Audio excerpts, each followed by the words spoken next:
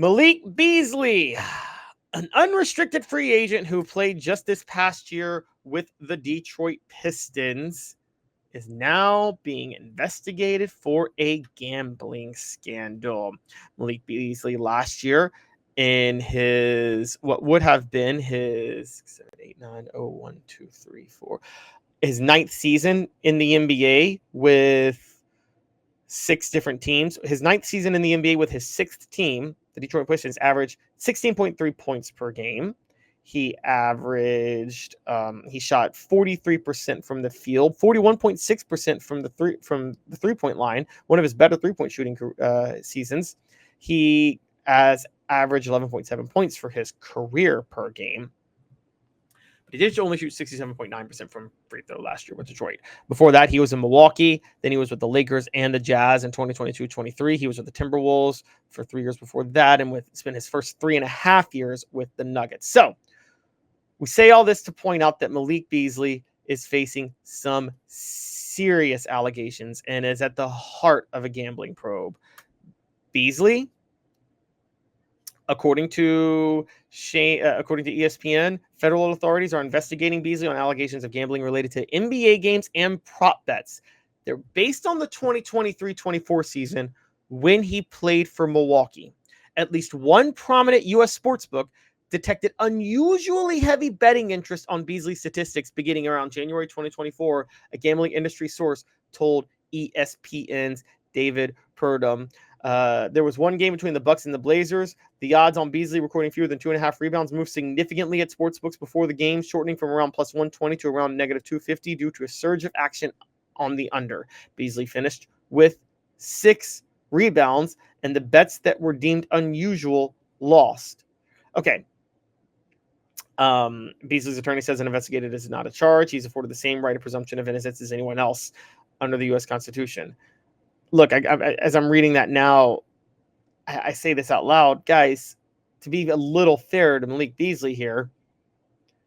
Again, the odds were for him to record fewer than 2.5 rebounds, and you're saying this game that shot the red flag was a bunch of bets would have shortened the odds from plus 120 to minus 250, which would mean a bunch of people would have bet the under, which would imply, if you think Malik Beasley's at the heart of the probe, that he was betting the under, and then he finished with 6 rebounds.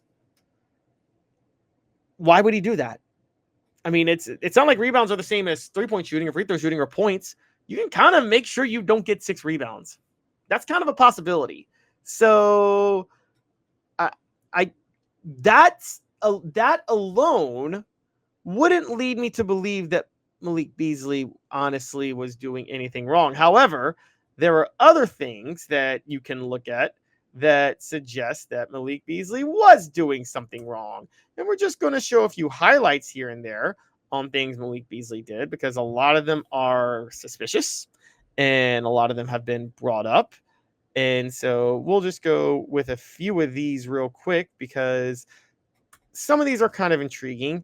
Some of these don't all involve him playing in Milwaukee, though, because as we said, this is about what he was doing during his time in Milwaukee. And I think some of those standout ones are when he played for Detroit and when he played for Minnesota, which we're going to get to. But 2 Milwaukee ones real quick that just don't stand out. One is the defense he was playing in a game. So that is this one right here. I'm going to show this real quick. All right. We're going to maximize this screen. This is, let's pull this one up. I apologize. This is Malik Beasley on one of them, and it is kind of odd. I will say it is kind of odd how this played out. So let's play this real quick with Malik Beasley. This is one of the plays. He's guarding the guy. Now watch this. Just stops. Let somebody drive past him. Look at this. Look at this. Look at this defense. That's the worst defense I've ever seen. Let's show this again. One more time.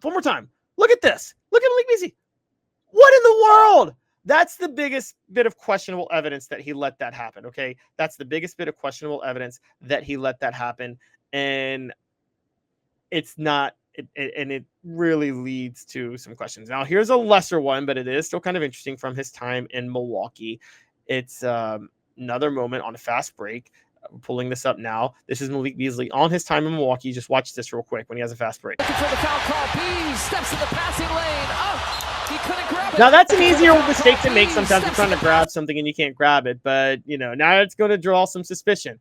Couple more. This is his last play in Detroit. To this point. And again, are people making a joke that this is his last play ever? Because it could be with the Knicks, but this is an interesting one. Remember, this is the first round with the East. The Knicks are up 116 to 113. Okay?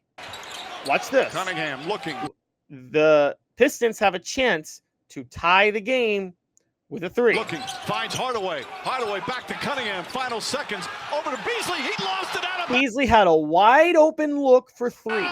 Beasley had a wide open look for 3 with Detroit trailing the series 3-2 and down by 3 with 4 seconds to go. And he fumbled the pass from Cunningham. Was looking to shoot fumbled the before pass he from caught Cunningham. It was one of the worst plays of the season. Watch this again. Look. Finds Hardaway. They close it on Cunningham. Beasley's wide open right there. Over to Wide Beasley. open, and he fumbles the pass. That's a suspicious one, and that's not even a standard prop bet. That's just, it's like, were you betting on the game? What were you betting on right there? And then finally, the last one. This is actually from when he was in Minnesota, and I want to point this out. The Clippers were up 118 to 110. Shooting a free throw with 5 seconds to go. Minnesota